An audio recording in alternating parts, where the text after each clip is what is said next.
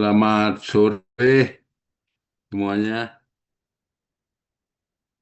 Selamat sore. Sore, Dok. Oh, udah berapa orang nih pesertanya dah? Oh, udah banyak kan pesertanya udah hampir lengkap ya. Kita mulai aja ya. Kita mulai dengan ininya kuliahnya dulu ya. Ada yang belum datang? Berapa orang yang belum datang? Berapa orang kira-kira pesertanya berapa orang?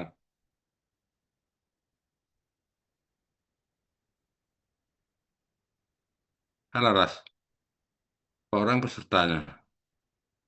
Hadir, dokter, mungkin ada sekitar 20. 20-an ya?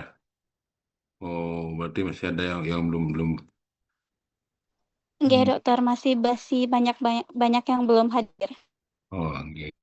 Kita tunggu 5 menit lagi ya. Kan siapa yang mau presentasi? Sudah siap?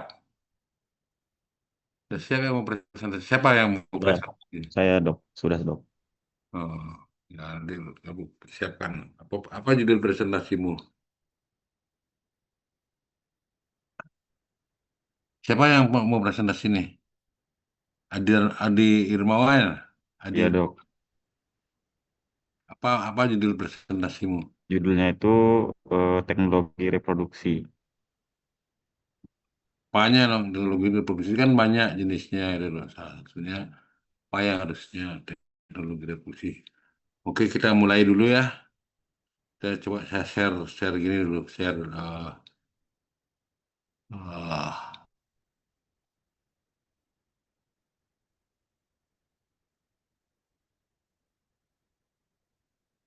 Dah kelihatan ya? Kelihatan. Kelihatan yang saya share ya.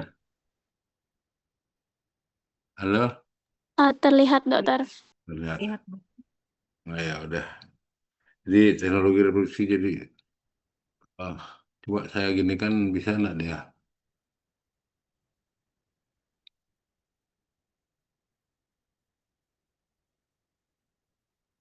Let's go.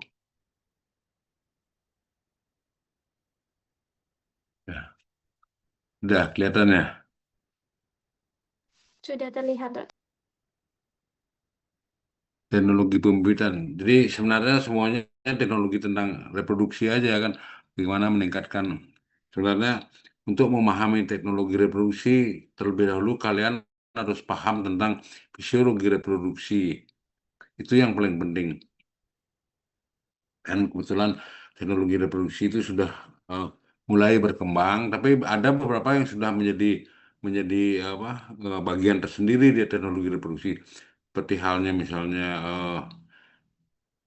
inseminasi buatan itu adalah merupakan bagian daripada teknologi reproduksi sebenarnya tuh. Nah, sekarang transfer embrio sudah mendekati. Nah, yang baru-baru itu seperti cloning, ICSI itu adalah teknologi-teknologi baru itu di bidang reproduksi ya. Ini juga sudah bisa pindah, bisa kelihatan nggak?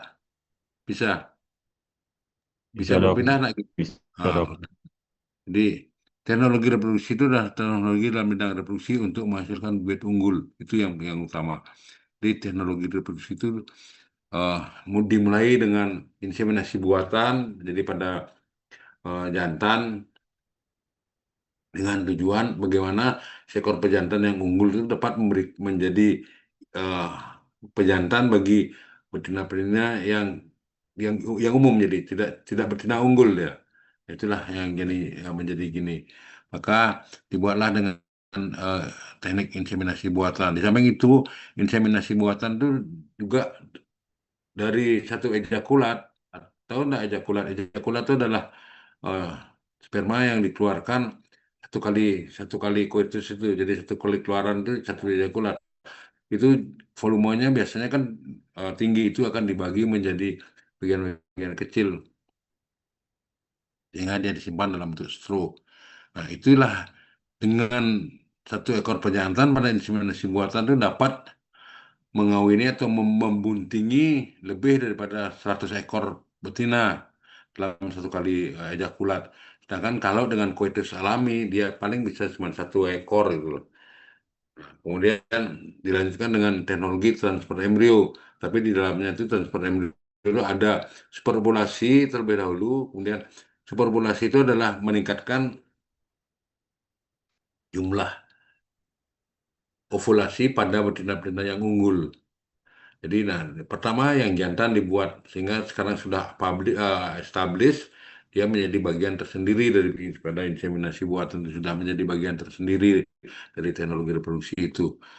Nah, transfer embrio juga sudah menjadi bagian tersendiri, mulai dari dengan superpolasi, kemudian sinkronisasi, kemudian koleksi embrio itu sudah mulai dia menjadi bagian tersendiri. Superpolasi adalah meningkatkan jumlah ovulasi dengan meningkatkan jumlah folikel yang berkembang dan juga yang diovulasikan. Tentunya dengan teknik-teknik yang kita pelajari selanjutnya. Kemudian lebih berkembang lagi, ada teknologi yang disebut dengan teknologi intracytoplasmic sperm injection atau ICSI. Jadi sperma pada pejantan terutama yang eh, unggul, tapi jumlah sperma itu sedikit sekali. Jadi kita masih bisa pilih sperma yang bagus untuk kita injeksikan. Dan ini biasanya terakhir tuh lebih diaplikasikan pada manusia, ya, di transfer embrio lebih. Nah, cuman saja pada manusia itu bayi tabung, hanya saja sumber embrionya berasal dari ibunya sendiri atau dan bapaknya sendiri, jadi bukan lagi berasal dari orang lain itu. Jadi langsung bisa di, eh, buat dengan bayi tabung, istilah lebih terkenal dengan bayi tabung. Sedangkan dengan teknologi cytoplasmic sperm injection, apabila ada pria yang oligospermi, artinya jumlah spermanya itu tidak mencukupi untuk melakukan eh, fertilisasi dengan cara koitus alami, maka dengan teknologi intracytoplasmic sperm injection itu dia akan diambil, dipilih sperma yang bagus, kemudian akan diinjeksikan. Nah, kemudian ada teknik cloning, jadi tidak perlu ada pejantan. Itu adalah teknologi di bidang reproduksi. Dan terakhir, setelah menjadi embrio pun masih bisa dimanipulasi. Embrio bisa dibagi di splitting, ya. Jadi nanti ada splitting embrio. Saya kira itu adalah rangkaian teknologi reproduksi yang sudah mulai berkembang. Nah, untuk sementara, inseminasi buatan sudah established, kemudian diikuti dengan transfer embrio sudah established. Tinggal yang lain itu masih dalam tahap percobaan seperti cloning. Tapi cloning itu sudah berhasil juga, cuman tidak digunakan secara umum, artinya secara masif tidak digunakan. Nah, manipulasi embrio juga demikian. Sehingga dengan manipulasi embrio dengan cara splitting embrio dapat dihasilkan kembar yang betul-betul identik. Jadi satu embrio itu dipecah atau dibelah menjadi dua. Sehingga akan dihasilkan dari satu embrio akan dihasilkan menjadi beberapa individu baru dengan cara splitting embrio. Saya kira itu. Dan untuk teknik inseminasi buatan itu jelas akan dilakukan pemilihan pejantan sebagai sumber semennya, tentunya kualitas genetiknya bagaimana, dipilih pejantan yang kualitas unggul dan performa reproduksinya yang bagus, tentunya yang bisa memiliki libido yang bagus sehingga dia bisa digunakan sebagai pejantan untuk uh, sumber semen. Kemudian dalam uh, pengumpulan semen itu akan dievaluasi semennya baik secara makroskopis maupun mikroskopis. Makroskopis itu meliputi warna, bau, kekentalan, pH, dan lain sebagainya. Sedangkan mikroskopis itu meliputi bagaimana kualitas pergerakan spermanya seperti apa, kemudian gerakan masanya seperti apa. Itu akan dievaluasi. Dan pengenceran semen. Tentunya dalam pengenceran semen itu tujuannya untuk meningkatkan jumlah semen yang bisa, karena dalam satu ejakulat itu maksimum untuk pada sapi mungkin 10 mili maksimum yang dihasilkan. Jadi itu akan kita encerkan menjadi 100 mili, kemudian kita bagi-bagi sehingga jumlahnya kan banyak sekali. Nah, tentunya harus ada syarat bahan pengencernya, apa syarat bahan pengencer, kita harus tahu syarat bahan pengencer. Misalnya pH-nya, kemudian kandungan nutrisinya, karena sperma itu adalah sel hidup yang membutuh untuk nutrisi juga dalam penyimpanannya. kemudian ada anti cold shocknya dan lain sebagainya. Kemudian juga berapa konsentrasi semen dalam bahan pengencer, itu juga harus dipelajari. Selanjutnya akan dipelajari tentang bagaimana pengemasan dan penyimpanan semennya. Kalau semen beku, kalau pada sapi yang dikenal tuh semen beku sudah umum, tapi pada babi belum belum belum kita kenal semen beku karena tidak membekukan semen. Kita hanya membuat chilled semen dingin saja pada babi. Nah, jadi eh, kita perlu melakukan penyimpanan semen karena semen bisa ditransport ke apa dengan apa jumlah gininya yang tidak perlu besar ya, ruang untuk penyimpanannya tidak perlu besar kalau kita dibandingkan dengan kita mentransport sapi misalnya, tentunya akan lebih besar gininya kebutuhan untuk transportnya. Nah, kemudian waktu pelaksanaan inseminasi itu akan sangat menentukan keberhasilan daripada inseminasi buatan. Saya kira demikian. Ada yang perlu ditanyakan? Ya, persilahkan. Saya kira ini sudah saya berikan ya, gininya ya. Ya,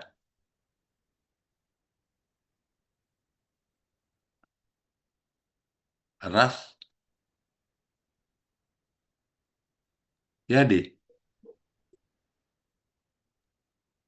Untuk materinya baru saat ini dokter karena di sini ada efektif yang berbeda. Kayaknya tidak ada yang memperhatikan semuanya.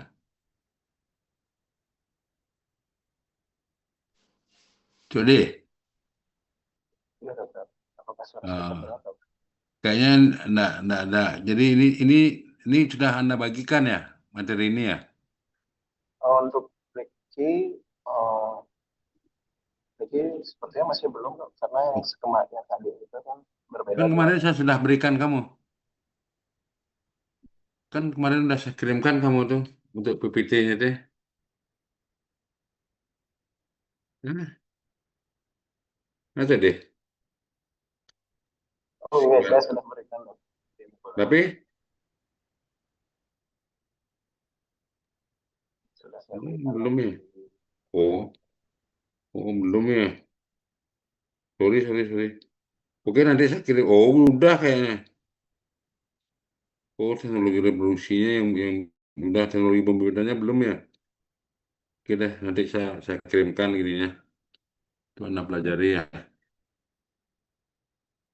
Oke, saya kira itu tentang teknologi transfer embrio dan kemudian Anda akan bisa pelajari. Sekarang kita ginikan dulu. Teknologi ICSI itu intraplasmic sperm injection itu bisa memasukkan sperma dalam inti sitoplasmanya langsung ya. Oke, kita langsung gini aja dulu, presentasi aja dulu ya. Coba presentasi aja dulu, nanti kita jelaskan lagi. Saya kira siapa yang akan presentasi? Aja deh. Siapa yang akan presentasi? Koalisi masuk dokter untuk yang presentasi ke itu Saya dan teman-teman dari kelompok 2 dok. Coba deh kamu presentasi dulu kalau gitu. Ya Saya dok. ginikan dulu. Nanti apa yang kalian bisa presentasikan? Silakan.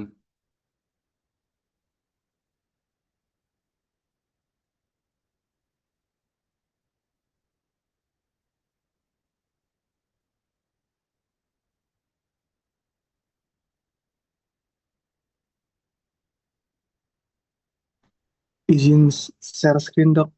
Iya.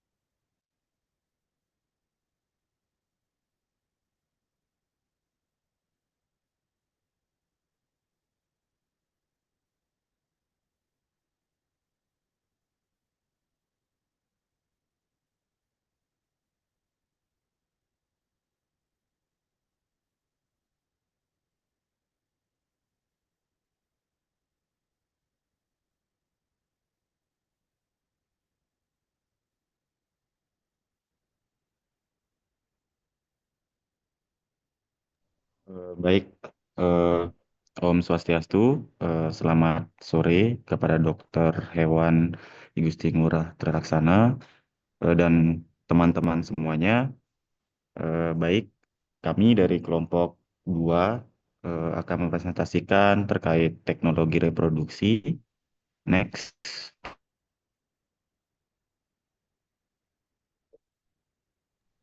Baik, adapun anggota kelompok dari kelompok 2 yaitu ada Ririn Trevirsia Caroline dengan NIM 2209511101. Ada saya sendiri, Adi Hermawan dengan NIM 2209511025. Ada Inyoman Wiku Wedatama dengan NIM 2209511101. Ada Citra Rizky Alidia dengan NIM 2309511067. Ada Kadek Leo Chandra Dinata dengan NIM 2309511187. Next.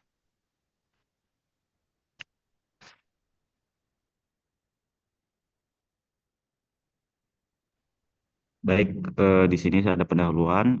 Teknologi pembibitan pada ternak merupakan rangkaian teknik dan metode yang digunakan untuk menghasilkan bibit ternak yang unggul dengan tujuan meningkatkan mutu genetik dan produktivitas ternak. Nah, sejarah pembibitan ini telah dimulai sejak zaman dahulu dengan seleksi induk unggul secara manual. Salah satu aspek penting dalam pembibitan adalah pemahaman terhadap siklus estrus, yaitu periode reproduktif pada betina ternak yang menentukan waktu terbaik untuk kawin dan pembuahan, sehingga keberhasilan reproduksi dapat dioptimalkan. Next. Baik, jadi terlebih dahulu kita harus mengetahui bahwa siklus estrus itu umumnya terdiri dari 4 fase, yaitu ada proestrus, estrus, metaestrus, dan diestrus.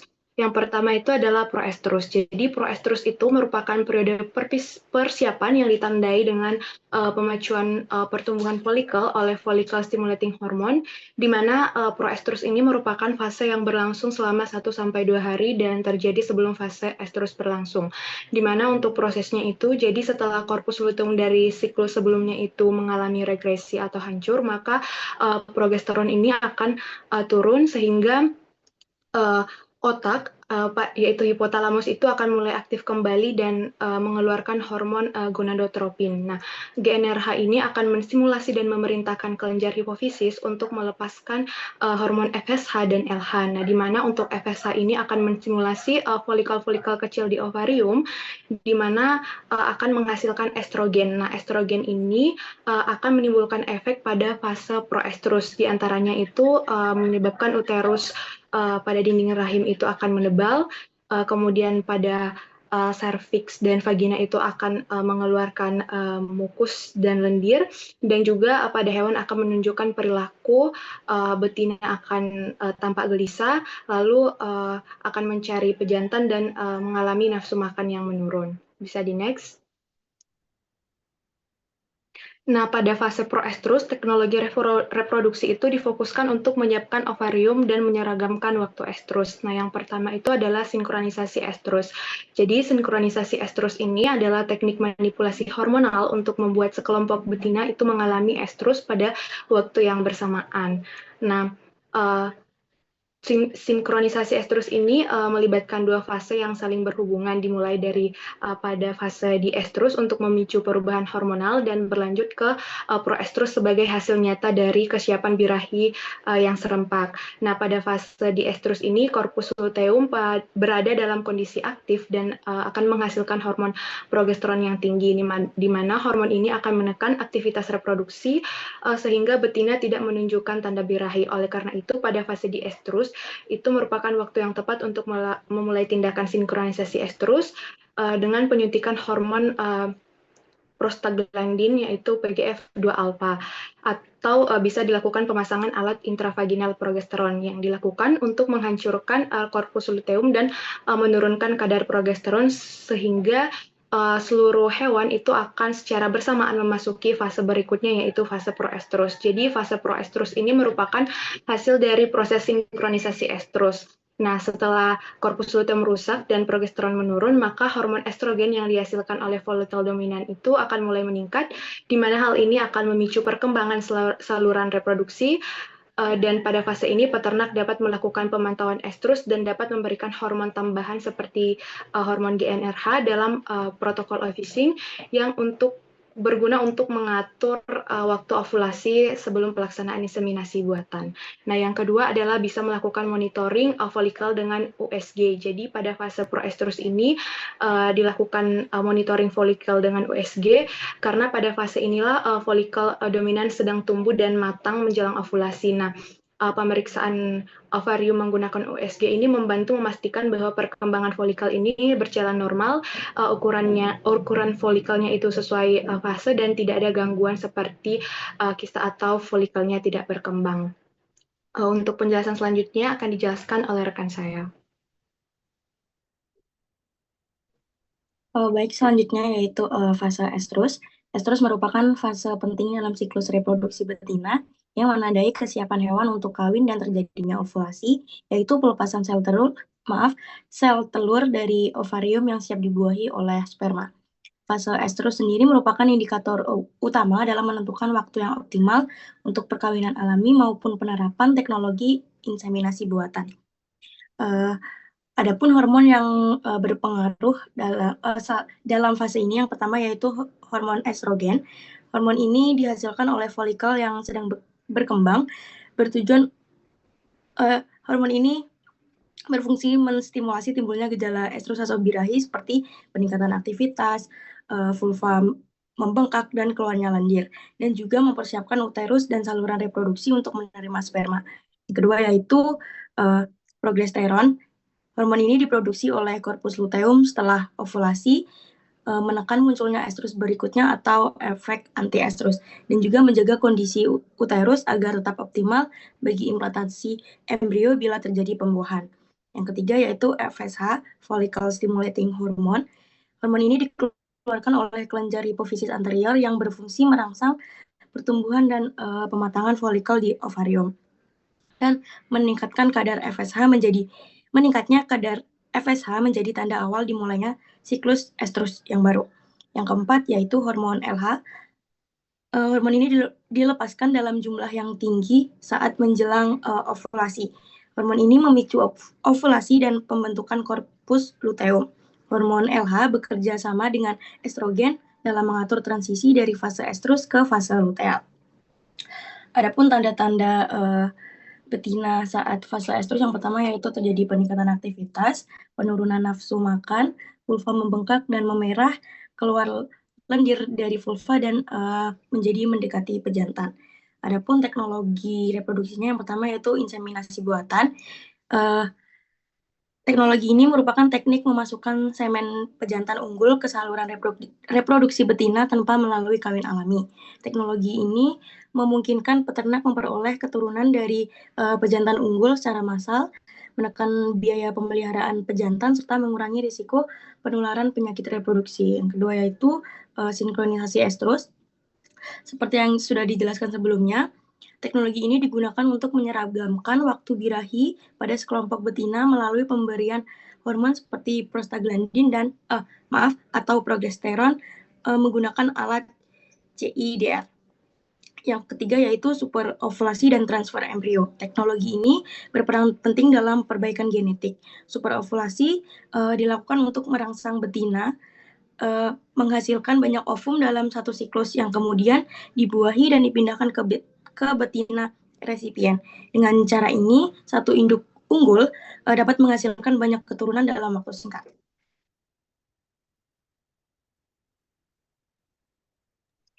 Next slide. Baik, saya lanjutkan ke fase mestrus, yang dimana fase mestrus merupakan masa paling krusial dalam siklus reproduksi ternak betina, di mana hewan menunjukkan kesiapan untuk kawin dan ovulasi terjadi. Pada fase ini, perilaku birahi sangat intensif seperti gelisah, meningkatkan suara vokal, dan pembekakan vulva yang terlihat jelas.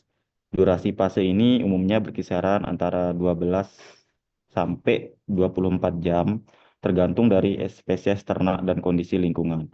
Perilaku birahi yang khas ini memudahkan peternak untuk mendeteksi waktu yang terbaik dalam melakukan perkawinan atau inseminasi buatan.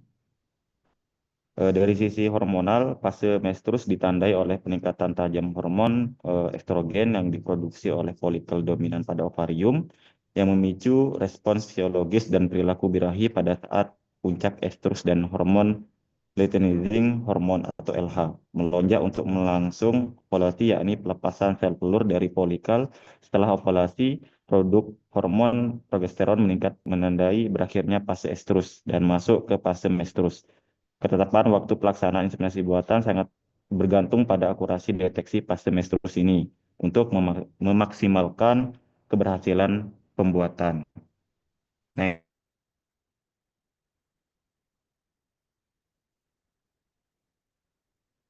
baik, adapun teknologi pada menstruasi ini sendiri, yaitu sering perkembangan teknologi, penerapan teknologi berbasis pengolahan citra dan kecerdasan buatan dari artificial intelligence mulai masuk ke bidang deteksi fase menstruasi. Contohnya itu adalah sistem deteksi berbasis citra pulpa yang menggunakan model deep learning seperti PGG16 dan ResNet 50 yang telah dikembangkan untuk mendeteksi fase birahi pada sapi. Secara otomatis dengan tingkat akurasi mencapai 70-80%, teknologi seperti ini tuh sangat membantu mengurangi ketergantungan pada pengamatan secara manual, meningkatkan efisiensi dan keakuratan manajemen reproduksi peternakan, terutama pada skala yang sangat besar. Selain teknologi observasi dan kecerdasan buatan, teknologi hormonal juga sangat penting dan sangat banyak diterapkan pada fase menstruasi untuk menginduksi atau menyinkronkan birahi. Jadi pemberian hormon seperti prostaglandin dan gonadotropin ini memungkinkan peternak mengatur waktu estrus ataupun menstruasinya hewan agar dapat disesuaikan dengan jadwal inseminasi buatan atau kandang pembibitan. Pengolahan teknologi ini mengoptimalkan hasil pembibitan dengan minimalkan waktu kosong atau anestrus dan meningkatkan persentase kebuntingan secara keseluruhan. Nah, integrasi berbagai teknologi ini dalam manajemen fase menstruasi memberikan kontribusi yang sangat besar untuk meningkatkan produktivitas dan kualitas dari bibit ternak tersebut. Selanjutnya akan dijelaskan sama rekan saya. Baik, izin masuk. Selanjutnya yaitu fase diestrus. Fase diestrus adalah tahap terakhir dalam siklus estrus pada hewan betina sebelum kembali ke fase proestrus. Fase ini terjadi setelah ovulasi, ketika sel telur sudah dilepaskan dari folikel dan korpus luteum mulai berkembang serta aktif menghasilkan hormon progesteron. Korpus luteum yang terbentuk menjadi sangat aktif menghasilkan hormon progesteron. Hormon ini berperan penting dalam menjaga kondisi rahim agar siap menerima dan menahan embrio. Selama progesteron tinggi, kadar estrogen menurun sehingga hewan tampak tenang dan tidak menunjukkan tanda birahi dan tidak reseptif terhadap pejantan. Lanjut, uterus bersiap untuk embrio. Di bawah pengaruh progesteron, dinding rahim endometrium menebal. Kelenjar rahim mengeluarkan cairan nutrisi dan permukaan rahim menjadi lembut serta siap untuk implantasi. Jika terjadi pembuahan, embrio akan menempel di endometrium dan berkembang di sana. Dan jika tidak ada pembuahan, maka rahim akan mengeluarkan hormon prostaglandin yang zat ini menyebabkan luteolisis, yaitu penyusutan korpus luteum. Akibatnya kadar progesteron turun drastis, rahim kehilangan dukungan hormonal dan tubuh mulai mempersiapkan fase proestrus baru. Lanjut, ada teknologi pada fase diestrus ini. Yang pertama ada sinkronisasi estrus. Pada fase diestrus diberikan prostaglandin untuk menyebabkan luteolisis atau penghancuran dari korpus luteum. Tujuannya agar hewan keluar dari fase diestrus dan kembali ke fase estrus secara serempak. Teknologi ini membantu peternak mengatur waktu inseminasi atau kawin alami secara terjadwal. Lanjut ada deteksi kebuntingan dini. Pada pertengahan atau akhir diestrus dilakukan pemeriksaan untuk memastikan apakah hewan tersebut bunting. Teknologi yang digunakan meliputi ultrasonografi atau USG, pemeriksaan hormon progesteron plasma atau susu, atau alat pendeteksi kebuntingan elektronik. Hal ini penting untuk menentukan langkah selanjutnya, apakah mempertahankan kebuntingan atau melakukan induksi estrus kembali. Lanjut, ada pengaturan hormonal untuk superovulasi. Dalam program embrio transfer atau ET, hewan donor diatur siklus reproduksinya. Pada fase diestrus, pemberian FSH atau follicle stimulation hormone dilakukan menjelang luteolisis agar banyak folikel berkembang bersamaan. Ini tujuannya untuk mempersiapkan hewan untuk ovulasi multiple dan pengambilan embrio. Selanjutnya dijelaskan oleh rekan saya.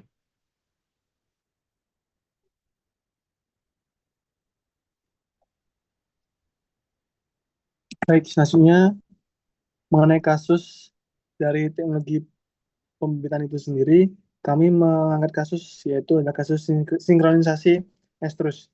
Sinkronisasi estrus itu adalah teknik manipulasi siklus reproduksi betina untuk menimbulkan gejala birahi dan ovulasi pada sekelompok hewan secara bersamaan. Teknologi ini dilakukan dengan cara memanipulasi fase tertentu dari siklus estrus sehingga semua betina dapat masuk ke fase estrus atau birahi pada waktu yang sama. Sinkronisasi estrus dapat dilakukan dengan pemberian progesteron buatan melalui pemasangan spons intravagina atau controlled internal drug release atau CIDR, dan metode ini dapat diterapkan pada berbagai fase siklus estrus. Biasanya pada fase diestrus, karena pada fase ini korpus luteum telah terbentuk sempurna dan menghasilkan hormon progesteron dalam jumlah tinggi. Karena progesteron buatan akan menahan perkembangan folikel, dan setelah alat dilepas, kadar progesteron menurun sehingga estrus muncul hampir bersamaan. Untuk melakukan sinkronisasi estrus itu dilakukan yang pertama yaitu adalah persiapan alat dan bahan. Yang pertama itu adalah aplikator, yaitu menggunakan pipa PVC kurang lebih 30 cm dengan ujung dipotong miring. Stik pendorong, gel pelumas vagina supaya mudah masuk dan tidak melukai saluran. Setelah itu spon intravagina berisi progesteron atau poliuretanen dengan ukuran 2x2x2 cm dengan tali nilon kurang lebih 20 cm, dan semua alat itu harus dibersihkan dan disterilkan dengan desinfektan. Bisa dilihat di bagian gambar ini itu adalah spon intravagina. Oke, yang selanjutnya yaitu adalah persiapan kambing. Di kasus ini menggunakan kambing sebagai hewan uji coba. Yang pertama itu persiapan kambing betina harus sehat, tidak bunting, dan minimal 28 hari setelah melahirkan. Kambing dihandling dengan dipegang atau diikat tali agar tidak banyak bergerak. Setelah itu, prosedur pemasangan spon. Aplikator dan stik pendorong dilumasi dengan gel pelumas terlebih dahulu. Setelah itu, spon progesteron dimasukkan ke dalam pipa aplikator. Setelah itu, aplikator berisi spon itu dimasukkan perlahan ke saluran vagina sampai menyentuh mulut serviks. Spon didorong ke ujung serviks menggunakan stik pendorong. Pipa aplikator ditarik perlahan dan sementara spon tetap tertinggal di dalam. Stik pendorong kemudian ditarik keluar. Setelah itu, tali nilon dari spon dibiarkan menjulur keluar vagina untuk memudahkan pencabutan. Durasi dalam pencabutannya itu kira-kira spon dipasang selama 14 hari. Setelah 14 hari, spon dicabut, lalu kambing ditempatkan bentuk kambing dan diamati tanda estrusnya. Hasil yang didapatkan pada kasus sinkronisasi estrus ini adalah rata-rata onset birahi 12 ekor kambing Buerja yang disinkronisasikan adalah 40,6 jam. Ada perbedaan hasil yaitu paling cepat 23 sedangkan onset birahi terlama pada kambing yaitu 72 jam. Hasil pengamatan menunjukkan bahwa kualitas birahi kambing di sini sangat beragam, serta dapat menunjukkan kualitas birahi yang maksimal. Perbedaan waktu onset birahi kambing dapat dipengaruhi berbagai faktor, yaitu genetik, usia, fisiologi ternak, dan kondisi lingkungan. Baik, masuk ke dalam kesimpulan. Siklus estrus itu terdiri dari 4 fase, yaitu proestrus, estrus, maestrus, dan juga diestrus. Pada fase proestrus, folikel mulai berkembang dan kadar estrogen meningkat hingga mencapai puncak pada fase estrus. Saat hewan betina menunjukkan birahi dan siap dikawinkan. Setelah itu, ovulasi. Fase maestrus ditandai dengan pembentukan korpus luteum yang menghasilkan progesteron. Dilanjutkan fase diestrus ketika uterus bersiap menerima embrio. Pemahaman keempat fase ini sangat penting dalam penerapan teknologi pembibitan seperti inseminasi buatan, sinkronisasi estrus, dan transfer embrio. Karena keberhasilan teknologi ini bergantung pada ketepatan waktu deteksi estrus dan kondisi reproduksi hewan. Mungkin itu saja dari saya kembalikan ke moderator. Baik, terima kasih kepada teman-teman kelompok.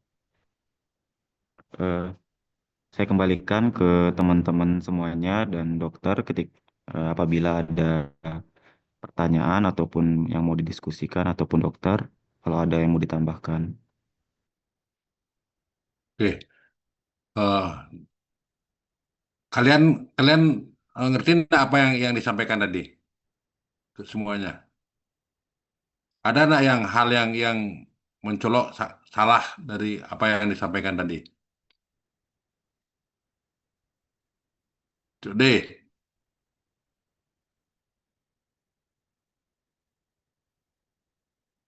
kok diam? Wiku,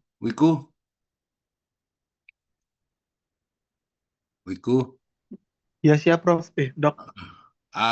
Kamu tahu nggak apa yang salah dari apa yang kalian sampaikan tadi? Ada yang salah. Coba kamu sebutkan siklus estrus itu apa aja fase-fasenya? Fase-fasenya itu gimana, Dok? Maestrus, diestrus, estrus, proestrus, Dok. Apa? Kamu siklus estrusnya kamu nggak paham ya? Siklus estrus itu dimulai dari proestrus, estrus, met estrus, bukan maestrus tapi met estrus, tahu nggak? Jadi itu yang salah yang paling fatal itu met estrus itu loh. Dan diestrus, bukan maestrus. Kamu pakai AI nih ya? Kamu buat paper nanti pakai AI. Coba keluar kelompoknya nih.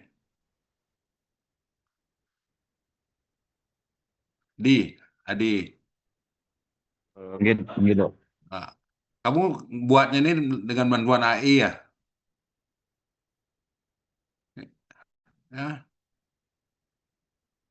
Ya.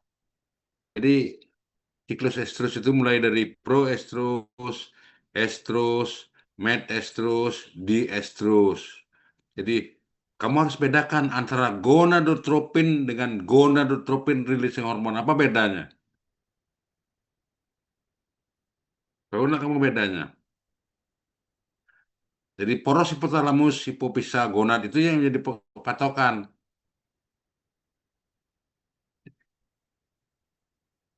Poros itu dimulai dari hipotalamus akan menghasilkan gonadotropin releasing hormone atau GnRH, gonadotropin releasing hormone yang memicu hipofisa gonadotropin adalah hormon yang bekerja pada gonad, itu namanya gonadotropin. Terdiri dari dua kata, gonad dan tropin. Gonad itu adalah organ reproduksi jantan ataupun betina. Yang betina namanya apa? Organ reproduksinya apa namanya? Yang betina? di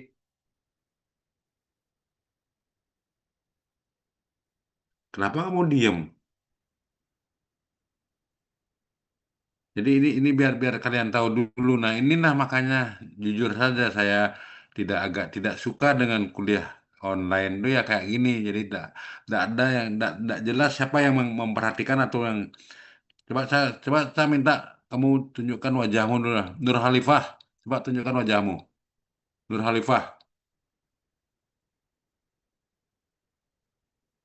tidak ada. Beatrice,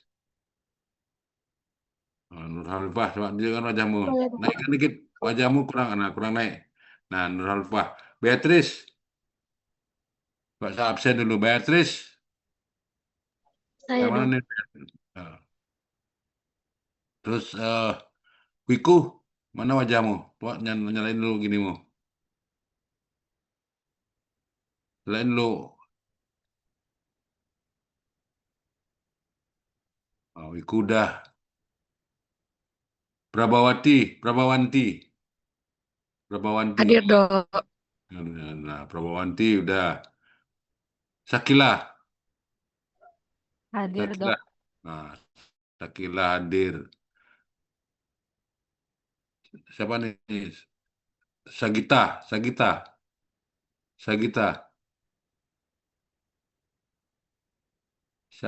nih? Hadir, Prof. Nah, hadir Sagita. Terus Adirmawan sudah. Terus Dian Kristi. Hadir, Dok. Nah, Dian Kristi. Citra Rizky Aditya. Hadir, Lydia. Dok. Nah, Citra Rizky. Cukup gede dan udah. Al-Fatih. Alfas. Ramadan. Hadir, Prof. Hadir. Leo Chandra. Hadir, Dokter.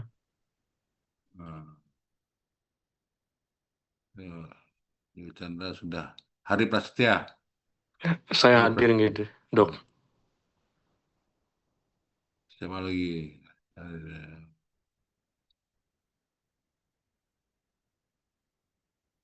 Kita Prasanti. Suci Ramadanti. Hadir, Dokter. Ririn. Hadir, Dokter. Fadli.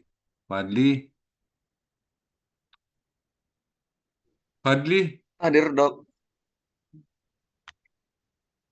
Indah Suari.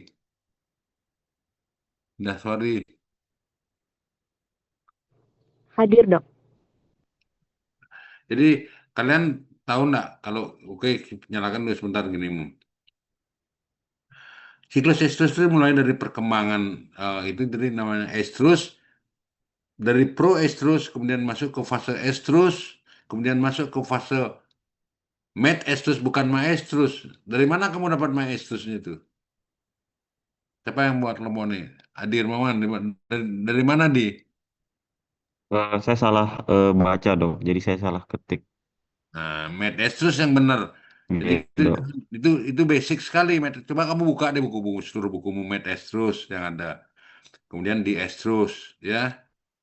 Jadi bukan maestrus. Jadi jangan salah kamu nanti mau menerjemahkan, ya. Jadi saya mulai dari porsi hipotalamus hipofisagonal itu dah di teknologi fisiologi reproduksi dari faktor hormonalnya. Jadi adanya rangsangan setelah hewan itu dewasa,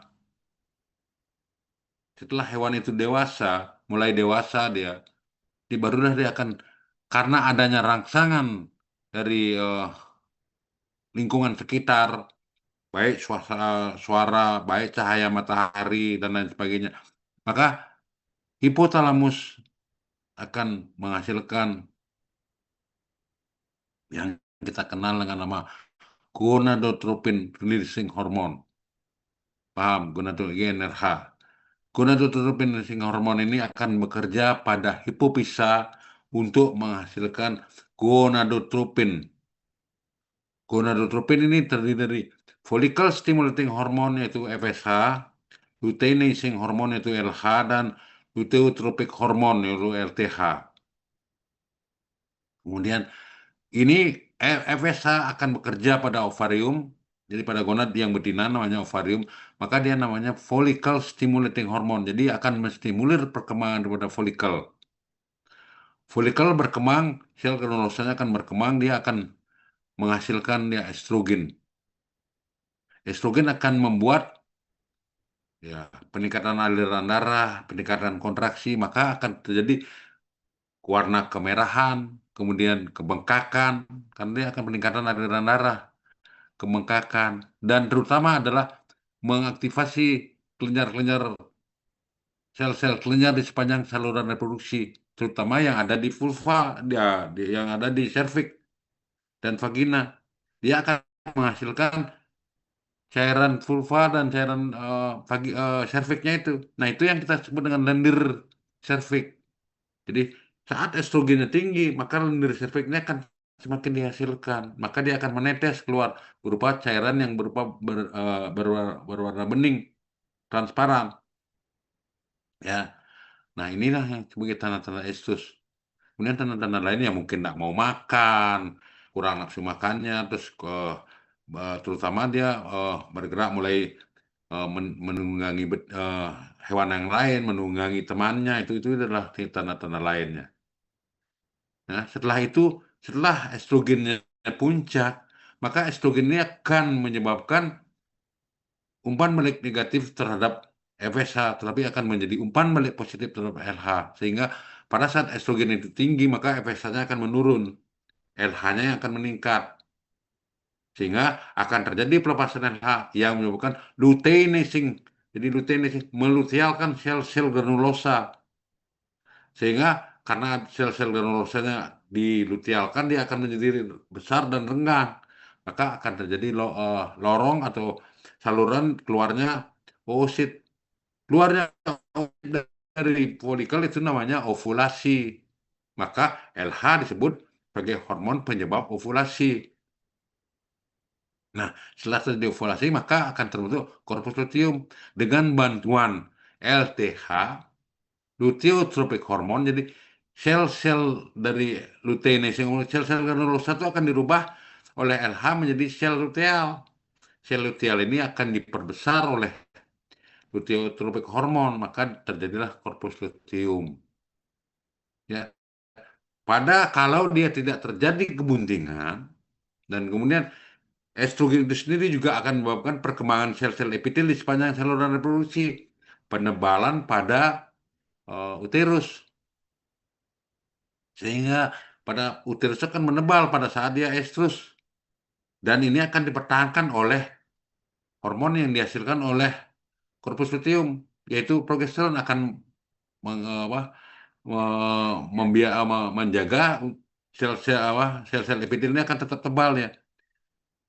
Nah, pada saat terjadi pembuahan, maka dia akan terjadilah implantasinya itu. Nah, kalau tidak terjadi pembuahan, maka pada hari ke-14, endometrium itu akan melepaskan prostaglandin F2 alfa yang akan melisiskan korpus luteum. Dengan lisisnya korpus luteum, maka sel-sel epitel uterus yang tadinya bengkak, membesar, menebal, maka dia akan digerus, diluruhkan. Nah, itu dia yang kenal dengan menstruasi. Kalau pada manusia jelas sekali. Sekarang saya tanya, bukan bermaksud untuk kirikan kamu. Coba saya tanya, cewek-cewek yang menstruasi, apakah Anda cuma darah yang keluar, ataukah gumpalan darah? Nah, Nur Khalifah, gimana? Nur? Yang keluar itu adalah gumpalan darah karena dia adalah peluru dari sel-sel epitel endometrium. Itu yang luruh. Nah, itulah yang disebut dengan medestrus. Kemudian akan menjadi, kalau dia sudah luruh, maka dia akan menjadi diestrus dia. Jadi seperti itu. Jadi kamu jangan matikan dulu ginimu.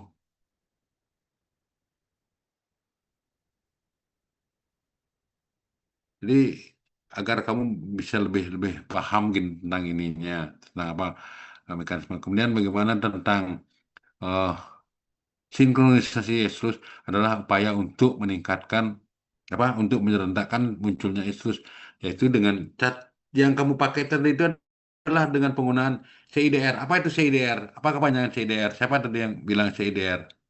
Apa kepanjangan CIDR?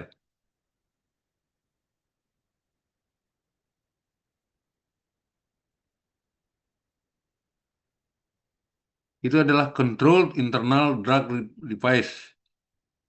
Jadi, jadi pelepasannya rilis daripada progesteron itu digunakan dengan CIDR. Itu akan menyebabkan dia akan tertahan agar sehingga kalaupun dia turun kadar progesteron internalnya, maka secara eksternal tertahan dengan CIDR-nya itu. Tapi itu adalah salah satu untuk munculnya estrus. Tapi kalau untuk munculnya estrus yang paling cepat adalah dengan pemberian prostaglandin F2 alfa. Kita menghilangkan progesteronnya. Jadi menghilangkan korpus luteumnya. Itu yang paling cepat.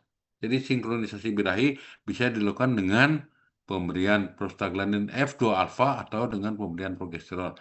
Kalau FF2 alfa itu kita berikan 2 kali. Kalau kita tidak tahu kapan waktunya estrus. Artinya siklus estrusnya kita tidak tahu. Kita melihat satu peternakan misalnya kita datang, kita tidak tahu kapan dia sudah estrus, kapan ya. Jadi kita berikan dia 2 kali dengan jarak interval 11 hari. Itu yang kita lakukan. Nah, itulah untuk kegiatan gini apa namanya? Itu semuanya bertujuan untuk meningkatkan jumlah bibit yang kita hasilkan dengan bibit unggul. Begitu kira-kira. Ada yang perlu kamu tanyakan lagi?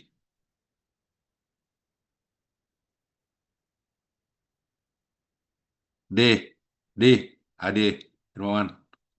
Nggak. Ada yang perlu gini kan? Apa yang kamu perlu gini kan tadi? Paham nggak kamu tentang gini semua? Paham nggak kamu tentang apa yang kamu lakukan tadi? Jadi kamu baca lagi gininya tentang apa yang saya berikan, ya. Di semuanya itu nanti sudah di Code, tolong Code sudah masuk Code. Code Ya, dok. sudah masuk enggak gininya? WA saya udah terima? Hah? Udah mau terima enggak gininya? Sudah baru terkirim. Materi untuk teknologi pembibitannya. Sudah, dok. Sudah. Udah, tolong kamu bagikan sama teman-temannya. Nah, saya berikan kamu waktu kalau kamu mau tanya, silahkan kamu hubungi saya dengan WA ataupun apa. Nah, kalau bisa kamu misalnya main pas ke Sudirman, ketemu aja sama saya. Kamu akan bisa lebih banyak kamu dapatkan. Karena saya enggak pingin eh, ngobrolnya dengan cara seperti ini itu agak susah saya ngobrol. Enggak tahu responmu itu enggak mau. Biasa saya paling enggak suka sebenarnya ngajar ngajar ngajar online itu karena sekarang kondisi saja yang menyebabkan saya nggak pernah ngajar online dari dulu tuh nggak mau saya ngajar online karena saya nggak bisa melihat apa yang dilakukan oleh anak-anak itu. Oke, saya kira itu dan jangan lupa kamu unggah di Wase ya tugas-tugasmu itu ya. Ya, ada yang kamu mau tanyakan? Siapa yang ada yang mau tanya silakan.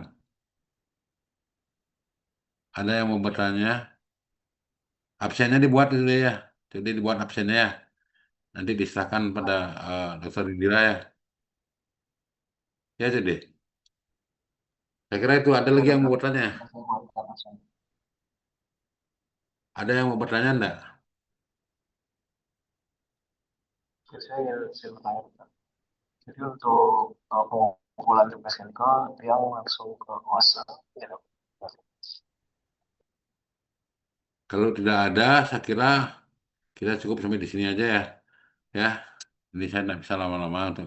Jadi kalau ada yang sekali lagi kalau ada yang mau bertanya tentang teknologi reproduksi, tentang superpopulasi, sinkronisasi, transfer embrio, silakan tanya sama saya langsung datang ke Sudirman, kita ngobrol di Sudirman.